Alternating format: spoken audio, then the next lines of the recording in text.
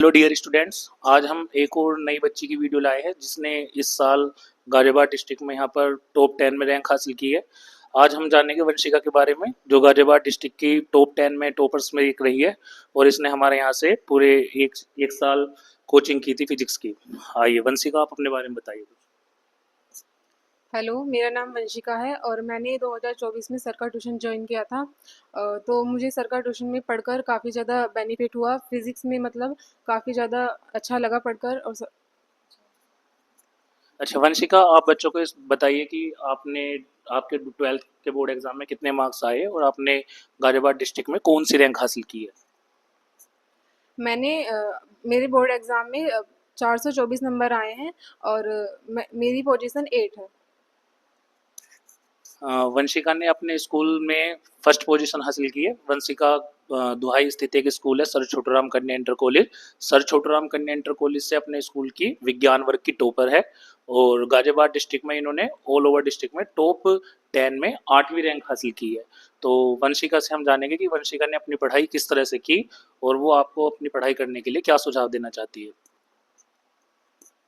मैं ये आप सबसे ये कहना चाहूँगी कि मैंने अपनी पढ़ाई स्टार्टिंग से ही शुरू कर दी थी और मैं आप सबको भी यही कहना चाहूँगी कि आप 11th और 12th, जो 11th होता है वो बेस होता है 12th क्लास का। यदि आप 11th में अच्छे से पढ़ाई करते हैं तो आप 12th में भी अच्छे स्कोर कर सकते हैं। और 11 जो 12th में आप आते हैं तो आप जब सेशन शुरू होता है अप्रैल में, मतलब जिस तरह से आप अप्रैल में पढ़ाई कर रहे हैं उसी जोश के साथ आप बोर्ड एग्ज़ाम आने तक भी उसी तरीके से पढ़ाई में लगे रहें। अच्छा वंशिका, आपने हमारे यहाँ पर एक साल पढ़ाई की फिजिक्स में, तो आपको हमारे यहाँ पर एक साल पढ़कर कैसा लगा? मतलब कोचिंग का माहौल क्या था? आप दूसरे बच्चों को भी कोचिंग ज्वाइन करने के लिए कहना चाहेंगे या नहीं कहना चाहेंगे? मतलब ओवरऑल हमारे यहाँ पर किस तरह से फिजिक्स की पढ़ाई कराई गई, उसके बारे में आप बच्चों को थोड़ा बहुत बताइए। मेरा सर के ट्यूशन का जो एक्सपीरियंस था वो काफ़ी अच्छा रहा। ट्यूशन का माहौल भी काफ़ी अच्छा रहता है। मतलब पढ़ने वाले बच्चे रहते हैं ज़्यादा। और सर के ट्यूशन का मुझे सबसे ज़्यादा अच्छी बात ये लगी कि सर के ट्यूशन में एक टेस्ट बहुत ज़्यादा होते हैं और मतलब बच्चे टेस्ट छोड़ भी देते हैं, लेकिन हमें मतलब जो सर टेस्ट कराते हैं वो टेस्ट उसी लेवल के होते हैं जिस तरीके से बोर्ड में क्वेश्चन आते हैं। तो अगर बच्चे अच्छे से रिविज़न करके टेस्ट दें तो अच्छा होगा। अच्छा वंशिका, आप हमारे यहाँ पर स्टार्टिंग में ही आ गई थी और पूरे साल आपने पढ़ाई की। पूरे साल के दौरान आपको ऐसा कभी महसूस हुआ हो कि मेरी फिजिक्स अच्छी नहीं चल रही है या मुझे फिजिक्स में और कुछ अच्छा करना चाहिए? मतलब हमारे यहाँ पर जैसे बच्चों को आप बच्चों को बताइए कि जैसे हम अपने यहाँ पर बहुत ज़्यादा क्वांटिटी में न्यूमेरिकल्स कराते हैं। बहुत सारे बच्चे ऐसे होते हैं कि केवल थ्योरी थ्योरी पढ़कर और फिजिक्स के न्यूमेरिकल वाले पोर्शन को छोड़ देते हैं। खासकर बायोलॉजी वाले बच्चों के लिए न्यूमेरिकल करना काफ़ी मुश्किल सा टास्क होता है। अच्छा, आपको मैं बताना चाहूँगा, वंशिका भी बायोलॉजी फील्ड से है, तो आप बताइए बच्चों को कि खासकर बायो वाले बच्चों को न्यूमेरिकल्स के लिए कैसे तैयारी करनी चाहिए। जैसे कि सर ने बताया, मैं एक बायोलॉजी की स्टूडेंट हूँ। तो जब मतलब मैंने सर का ट्यूशन ज्वाइन किया था तो मेरे को मतलब इजी इजी न्यूमेरिकल तो मैं कर लेती, लेकिन जो हार्ड वाले जो न्यूमेरिकल थे वो मैं नहीं कर पाती थी। लेकिन जैसे ही मैंने सर के ट्यूशन में पढ़ाने का उनका तरीका देखा और सर के समझाने की इतनी आसान विधि बताते थे सर, तो मतलब हो जाता था अच्छे से। अच्छा वंशिका, जैसे आपने पूरे साल हमारे यहाँ पे पढ़ाई की और लास्ट में फिर हमारे यहाँ पर एक रिवीजन बैच चलता है जिसमें हम बच्चों को लास्ट के 2 महीने में पूरे सिलेबस का रिवीजन कराते हैं। तो रिवीजन बैच के बारे में आप क्या कहना चाहेंगे बच्चों से? अ, मैं यही कहना चाहूँगी कि अगर पहले तो आप स्टार्टिंग से ही अपनी पढ़ाई करें। अगर किसी ने बाय चांस ऐसा हो जाता है कि आप पढ़ाई में इतना ध्यान नहीं दे पाए तो सर एक लास्ट में रिवीजन बैच चलाते हैं। वो 2 या 3 महीने का होता है, तो उसमें सर न्यूमेरिकल उस लेवल के कराते हैं मतलब जो बोर्ड में एकदम आए हैं, और उसमें प्रीवियस ईयर क्वेश्चंस भी सर कराते हैं, पेपर कराते हैं। तो मतलब अगर रिवीजन बैच से ही कोई बच्चा पढ़ता है तो पासिंग मार्क्स आ जाएँगे अच्छे तरीके से। अच्छा, जैसे आपने कहा कि रिवीजन बैच से ही कोई बच्चा पढ़ता है तो उसके इजीली पासिंग मार्क्स आ सकते हैं। मतलब ऐसा बच्चा जिसने पूरे साल पढ़ाई नहीं की है, अगर वो केवल रिवीजन बैच से भी पढ़ लेता है तो उसके इजीली पासिंग मार्क्स आ जाते हैं। लेकिन अगर किसी बच्चे ने पूरे साल भी पढ़ाई की है और वो उसके बाद भी रिवीजन बैच लेता है, तो आपको लगता है कि क्या वो बच्चा टॉप कर मतलब 95 प्लस मार्क्स फिजिक्स में गेन कर सकता है या नहीं? अगर किसी ने स्टार्टिंग से ही पढ़ाई की है और मतलब उसने रिवीजन बैच भी ज्वाइन किया है, तो अगर उसने ईमानदारी से पढ़ाई की है तो उसके ज़रूर 90 प्लस नंबर आ जाएंगे। और सर के मतलब ट्यूशन का एक ये भी है, मतलब सर न्यूमेरिकल्स काफ़ी अच्छे तरीके से समझाते हैं। अच्छा, जैसे काफ़ी सारे बच्चे ये सोचते हैं कि हमें तो अभी तो 11th है, अभी तो हम ट्यूशन वगैरह नहीं पढ़ेंगे, हम स्कूल पे डिपेंड है, या मतलब स्कूल पे भी क्या वो सोचते हैं कि अभी तो पढ़ने की कोई आवश्यकता है ही नहीं, 11th तो जैसे तैसे पास हो जाएगी, फिर हम 12th में आकर के पढ़ाई करेंगे। लेकिन जब वो बच्चा 12th में हमारे पास आता है तो वो अपना बेस इतना खराब कर चुका होता है कि 12th क्लास की प्रॉब्लम समझने में भी वो बिल्कुल भी सक्षम नहीं होता। कई बार हम भी ऐसा देखते हैं कि बच्चा, हम न्यूमेरिकल्स करा रहे हैं, बच्चा पीछे बैठ के सवाल कर रहा है और बस उस सवाल को केवल उतारता रहता है, उसे आधी चीज़ें समझ में भी नहीं आती, लेकिन फिर भी हम उस बच्चे पर ध्यान नहीं दे पाते, क्योंकि फिर हमारे पास इतना टाइम ही नहीं होता कि हम उस बच्चे की कैलकुलेशन सुधार सकें, क्योंकि अपने आप में सिलेबस इतना ज़्यादा वाइड है। तो बच्चों को आप इसके बारे में क्या कहना चाहेंगे कि उन्हें अपनी पढ़ाई में मतलब कब से ही फोकस कर देना शुरू करना चाहिए, 11 से ही या फिर 12 से, या आपने अपनी पढ़ाई मतलब कब से करना स्टार्ट कर दिया था?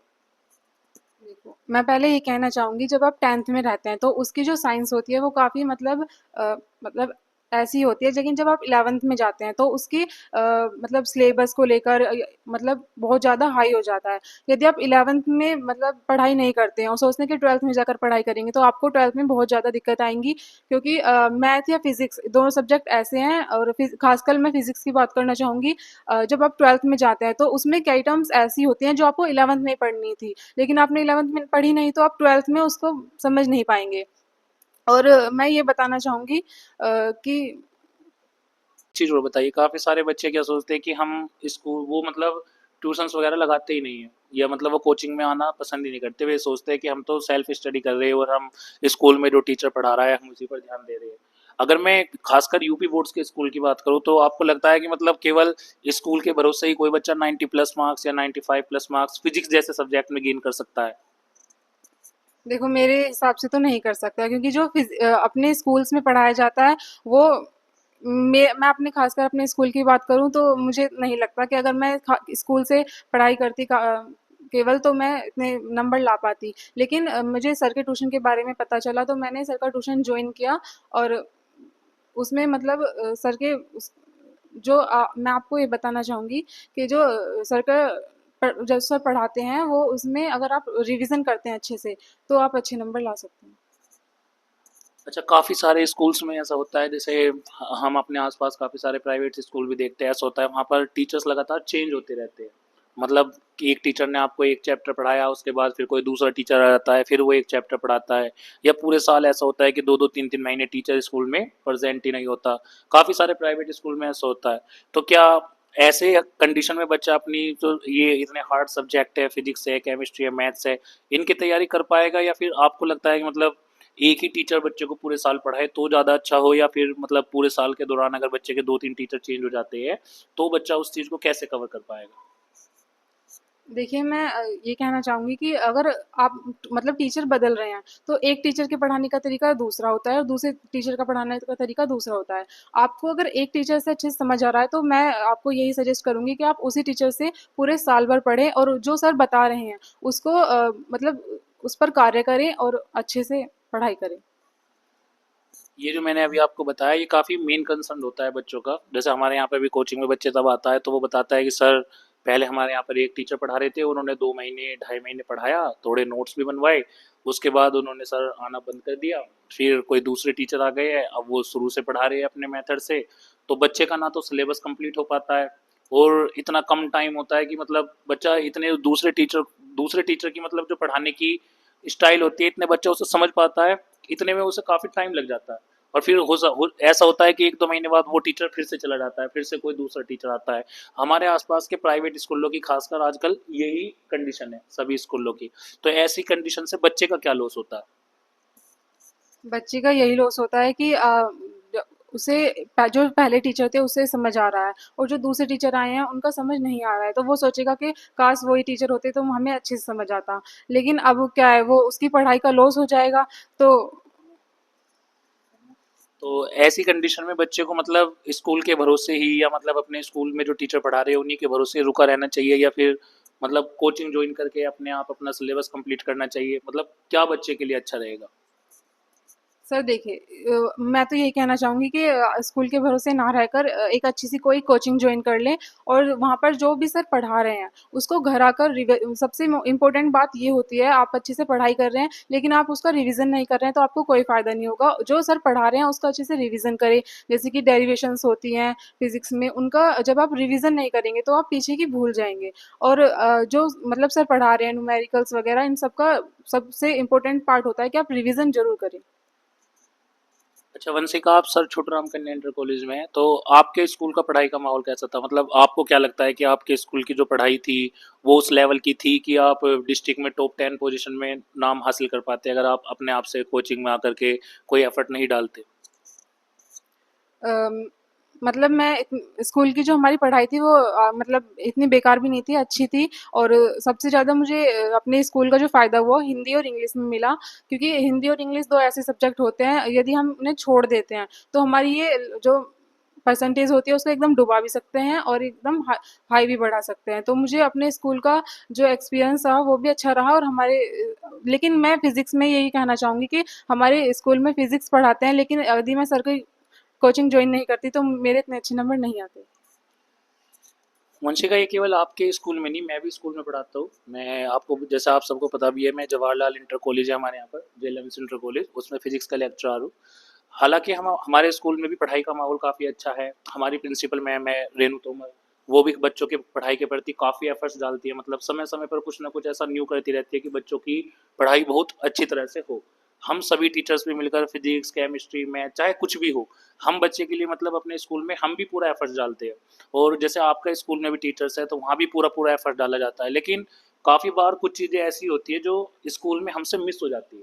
मतलब जैसे आप देखोगे कि नंबर ऑफ हॉलीडेज काफ़ी होते हैं, समर वैकेशन होता है 40 डेज का, उसके बाद काफ़ी टाइम बच्चा स्कूल में एबसेंट होता है, कभी हम भी एबसेंट हो जाते हैं, अदर एक्टिविटीज़ भी हमें करानी होती है, साथ साथ में कभी कोई फंक्शन भी ऑर्गेनाइज करना होता है, एग्ज़ाम भी बीच बीच में कंडक्ट होते रहते हैं।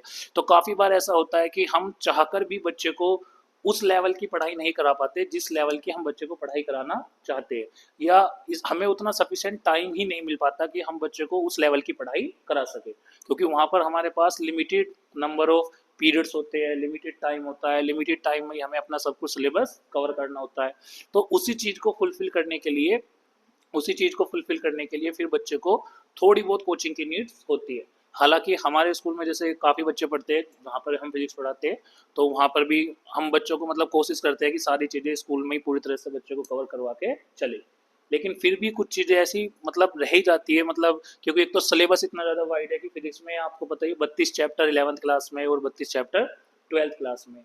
तो 32 चैप्टर का मीनिंग ये निकल के आता है कि अगर हम बच्चे को 10 दिन में भी एक चैप्टर कराते हैं तो 10 दिन में भी एक चैप्टर कराने के लिए हमें 320 दिन की आवश्यकता होती है, जिसमें कि हमारा जो कंप्लीट सेशन है वो ही मुश्किल से 200 डेज के आसपास का सेशन होता है, छुट्टियां वगैरह मिला करके। तो इसलिए कुछ चीज़ें हमारे से स्कूल में क्या हो जाती है, मिस हो जाती है। तो ऐसा बिल्कुल भी नहीं है कि वंशिका अगर सर छोटूराम में है तो वहाँ के टीचर्स अच्छा नहीं पढ़ाते हैं, या मैं जेएलएम में पढ़ाता हूँ तो हम वहाँ अच्छा नहीं पढ़ाते, लेकिन लिमिटेड पीरियड ऑफ टाइम की वजह से या फिर बहुत सारी अदर एक्टिविटीज़ की वजह से कुछ चीज़ें हमसे ऐसी मिस हो जाती है जो हम बच्चे को कराना चाहते हैं लेकिन करा नहीं पाते। तो उन सब चीज़ों को फुलफिल करने के लिए ही हम बच्चे को कोचिंग वगैरह ज्वाइन करने के लिए क्या करते हैं, एडवाइस करते हैं। ठीक। तो अगर आपसे हम पूछे तो आप बच्चों को हमारे यहाँ पर कोचिंग ज्वाइन करने के लिए एडवाइस देना चाहेगी या नहीं देना चाहेगी? मैं तो यही कहना चाहूँगी कि आप सर का ट्यूशन ज़रूर जॉइन करें और अपनी पढ़ाई को अच्छे से बेहतर बनाएं। और यदि आप चाहते हैं कि आपके 12th में अच्छे नंबर आएँ तो आप सर की कोचिंग ज़रूर जॉइन करें और अच्छे से पढ़ाई करें। ठीक है वंशिका, बहुत अच्छा लगा आपसे बात करके, थैंक यू, आप यहाँ पर आई और बच्चों को आपने ये सब बताया। अगली बार फिर किसी और एक टॉपर बच्चे की वीडियो आपके लिए लाएंगे, तब तक के लिए